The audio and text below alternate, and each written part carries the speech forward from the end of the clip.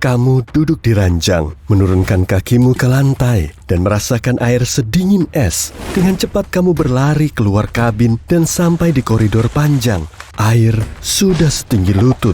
Orang-orang memakai baju pelampung berlarian menuju tangga. Kamu berlari mengikuti mereka dan mendapati dirimu dalam kekacauan. Ada air di mana-mana. Seorang wanita terpleset di tangga dan jatuh. Kamu membantunya. Orang-orang mendorongmu dari segala arah. Semua berusaha menaiki tangga. Di belakangmu, air makin tinggi. Kabin yang baru saja kamu tinggalkan sudah penuh air. Beberapa detik lagi, ketinggian air akan melebihi kepalamu. Syukurlah, semua orang berhasil keluar. Geladak atas patah, kapal besar itu miring. Bunyi kayu patah, gesekan besi, dan teriakan orang-orang bercampur dengan bunyi biola yang dimainkan beberapa musisi. Kamu berusaha menuju skoci dan rasanya seperti sedang mendaki gunung. Ternyata skoci sudah habis, tapi kamu dapat baju pelampung. Seluruh haluan kapal sudah tenggelam di bawah air. Kamu berada di tepi buritan dan memutuskan untuk meloncat ke laut. Kamu menunggu kapal tenggelam lebih dalam agar jarak antara kamu dengan permukaan laut lebih dekat. Akhirnya, kamu meloncat dan masuk ke air es. Suhunya -2 derajat Celcius. Nggak bikin lautan beku sih, tapi cukup untuk mengubah genangan di jalan menjadi es. Napasmu berat karena suhu dingin. Kamu baru saja menyaksikan salah satu kapal megah yang tak mungkin tenggelam dalam sejarah itu tenggelam.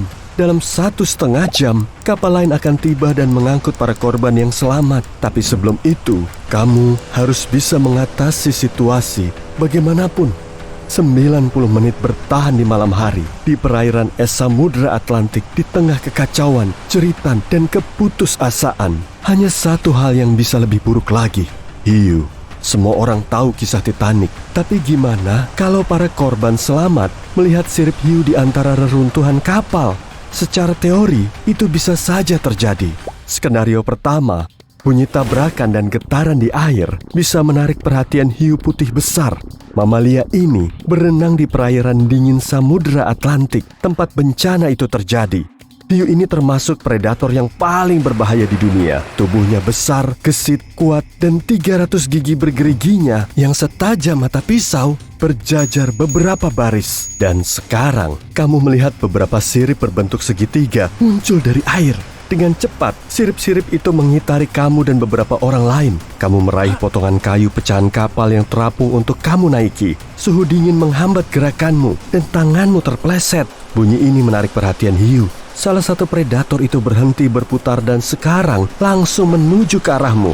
Rasa takut membuat otakmu mampet dan instingmu mulai bekerja. Kamu berusaha keras berenang menjauhi hiu itu secepat mungkin. Melarikan diri dari hiu gesit di dalam air tentu sia-sia. Tapi kamu terus berusaha. 2 detik berlalu dan kamu merasa tumitmu membentur hidung hiu. Kakimu yang lain masuk ke dalam mulut yang penuh gigi itu. Kamu menjerit, merasakan gigi-gigi tajam di kakimu dan menutup mata. Tapi tidak terjadi apa-apa. Setelah sedetik, si hiu melepaskanmu. Hiu putih besar jarang menyerang manusia. Kalaupun menggigit, itu cuma karena dia mau mengujimu. Sebab makanan favorit hiu adalah anjing laut.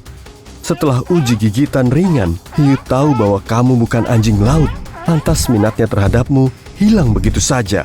Tapi, kalau si hiu sedang lapar, maka dia tak akan peduli spesies apa kamu. Para korban selamat yang berada di atas skoci tak punya alasan untuk takut. Hiu putih besar tak akan menyerang mereka. Predator itu mungkin mendorong-dorong skoci sedikit, tapi cuma mau ngetes. Kalau di sana ada persediaan daging dan seseorang memutuskan untuk memberikannya ke hiu, barulah masalah akan muncul. Beberapa predator pasti akan mendorong perahu itu sampai daging jatuh ke air.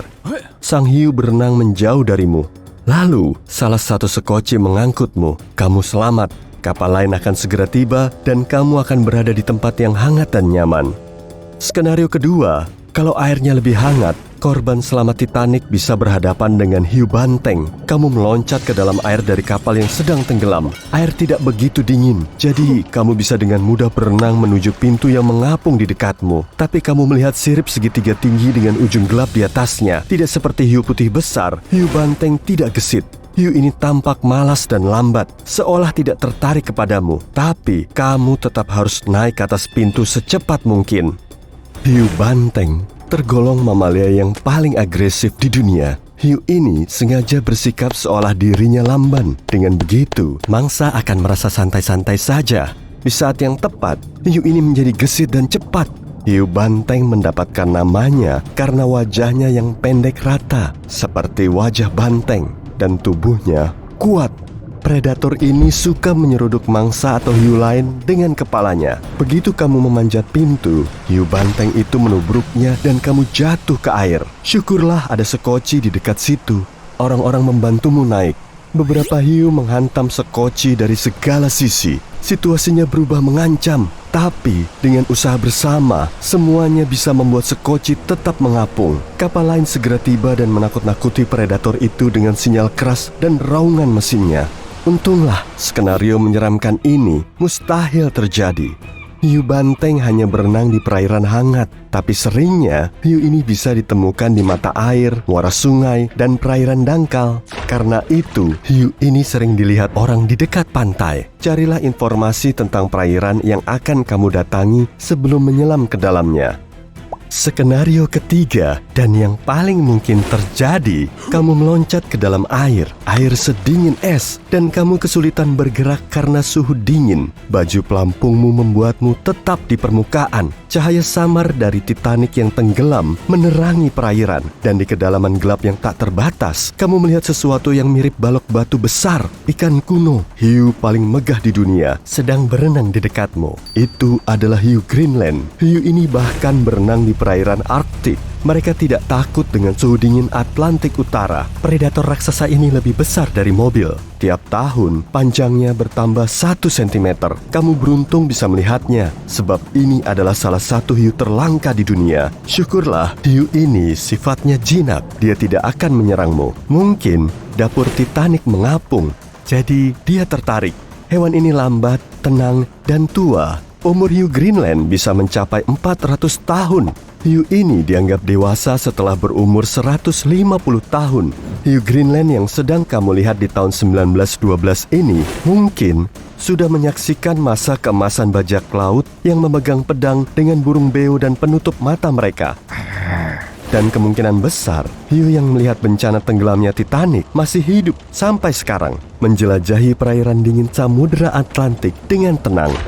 Dalam semua skenario tadi, kamu berhasil lolos. Tapi tenang, kalau ada hiu yang menyerangmu di air dan tidak ada perahu di dekatmu, kamu tetap punya peluang untuk selamat kok. Yang penting adalah jangan panik. Jangan berkecipak di air atau melakukan gerakan mendadak agar tidak memprovokasi hiu itu. Kamu memakai baju pelampung, jadi tidak perlu bergerak agar tetap mengapung. Jangan juga berenang menjauhinya, atau si hiu akan mengira kamu adalah mangsanya. Hiu akan berenang mengitarimu, jadi jangan sampai dia lolos dari pandanganmu. Kamu hanya boleh berenang menuju sekoci, papan kayu, atau apa saja yang bisa kamu naiki. Kalau kamu di dekat pantai, berenanglah pelan-pelan ke sana, sampai kamu berada di air dangkal. Setelah itu, kamu harus cepat-cepat lari. Tapi hati-hati, hiu masih bisa menyergapmu di sana. Jadi, tetap awasi hewan itu. Kalau hiu itu masih menyerangmu, maka kamu harus melawan demi nyawamu. Titik-titik lemah hiu berada di mata dan insangnya. Bidik titik-titik itu dengan tinju dan kakimu.